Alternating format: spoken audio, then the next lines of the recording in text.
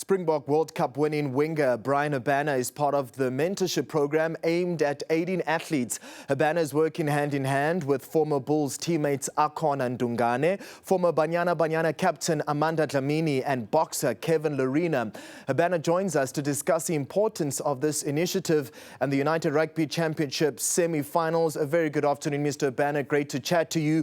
As a leading sport icon advocating for giving back to the youth, what does your role entail as a mentor to youth and younger children in the organization? Arthur, great to be chatting to you today. I think, mentorship is a really key deliverable for those wanting to potentially reach the highest level. The difference potentially between making it or not is that the resilience that people are allowed to push through, and with RYOBI and the ability not to don't quit, to try give people the perspective of understanding who they are. I think being able to give realistic, optimistic feedback and critique, not to break anyone down but to build them up. So mentorship, an incredibly important key, and hopefully through this program and the Won't Quit crew, we'll be able to do some really cool things of giving a little bit of mentorship to the next generation. Bryan, you did mention not to break anyone down but build them up. Sports has been used as an instrument for social change, and one of the social challenges still faced today amongst children are linked to alcohol and drug abuse, women and children abuse, and issues of identity. How important is it as a role model to instill the necessary building blocks for the youth in South African sport? I think, as someone who was fortunate and privileged enough to play sport at the highest level, to be able to be given a platform and then be an advocate of instilling great values in those youngsters around the country and potentially around the world who want to achieve greatness, I think is really important. Firstly, that we lead a life of credibility, and I think both with myself, Akona, Amanda, and Kevin, being able to show those out there what is possible if you dedicate yourself, if you sacrifice, and are extremely disciplined, that greatness can be achieved. Then if you don't quit, no matter how how tough the struggles are, you can really reach the highest of the highest. So through this, hopefully trying to inspire a new generation of future South African sporting stars. All right, Bryan, are there any noteworthy highlights you can share with us being a mentor with the organization you work with?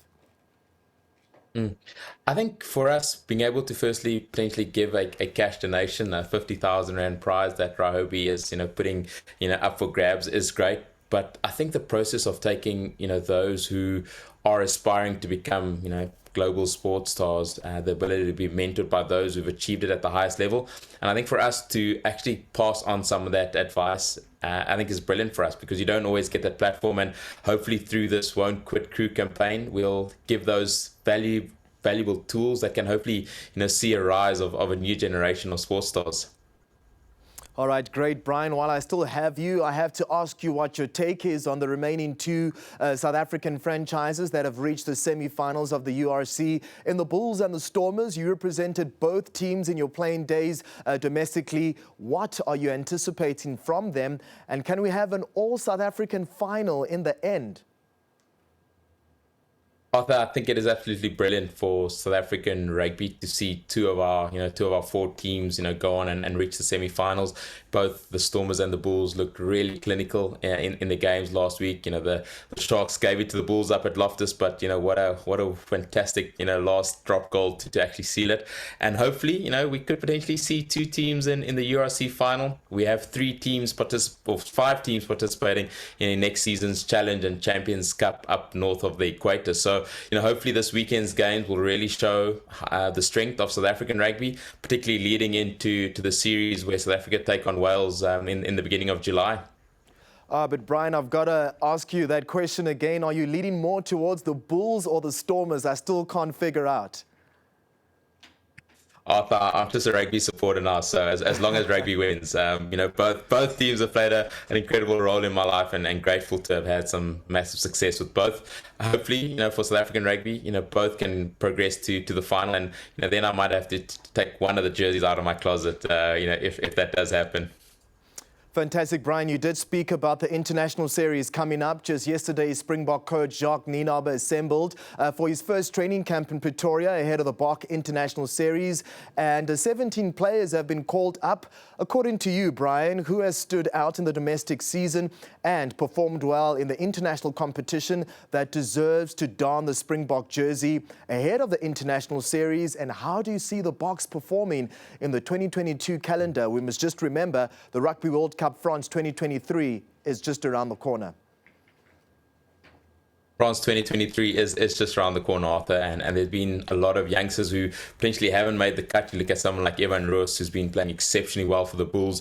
Apelele Fasi for the Sharks has been doing incredibly well. We do have the stalwarts, the likes of a Sia Khaleesi, Faf de Klerk over in the UK that has been playing some phenomenal rugby. And I think with the mantle of being the current World Cup champions and heading into France 2023, Jacques, Sia and the team will really be looking to stamp their authority as they look to build towards a hopefully successful World Cup campaign in France next year. So an exciting time ahead, as a South African, that we've not seen a lot of fans in stadium, but to have the fans back and to have our teams playing so well, hopefully bodes well for the rest of this season and then leading into next year. Bryan, it was great chatting to you. Thanks for your time to speak to us about your role as a mentor and SA Rugby. That was Springbok legend Bryan Habana. All right, that's your sports for now. I'll be back with more updates on South Africa tonight. I leave you with your weather highs and lows. Stay with us right here on eNCA.